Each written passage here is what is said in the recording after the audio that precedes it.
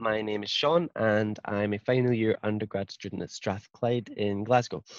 As well as a student, I'm an environmental activist, so I decided to do my dissertation on Extinction Rebellion strategy. Extinction Rebellion, also known as XR, is an international environmental movement organisation founded in the UK in 2018.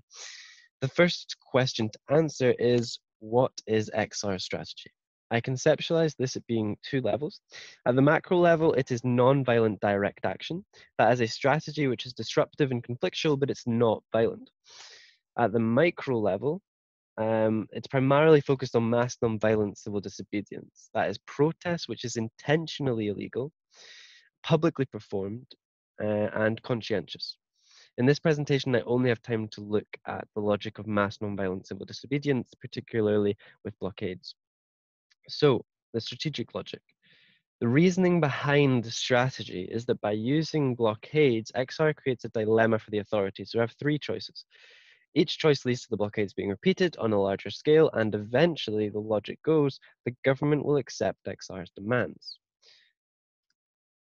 Okay, option one is that they will allow the blockades to continue. This will lead to a high economic cost for the elites, and XR will gain publicity. Therefore, they won't choose this option. Option two is that they repress the blockades, either non-violently or violently. Both will lead to mass publicity and sympathy for the activists because they are making such a sacrifice. The final option is for the government to negotiate. If they accept XR's demands, blockades will stop. If not, they start again with greater public support. The evidence largely supports this conceptualization. The authorities have generally chosen non-violent repression, which has led to publicity, and each time the game has been repeated, it has been larger. The big weakness, I argue, is in assuming that mass arrests will be regarded by the public as self-sacrifice. This assumption has roots in the literature and in history.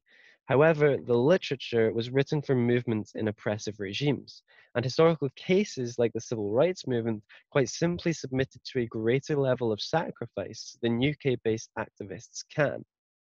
Moreover, XR not only makes efforts to reduce the costs of arrest for activists, but they also cheer when people are arrested and make a great effort to make actions fun. That is both ethical and, in some senses, it's pragmatic. But there is an innate contradiction between trying to project an image of self sacrifice through arrest and attempting to make actions and arrests seem enjoyable.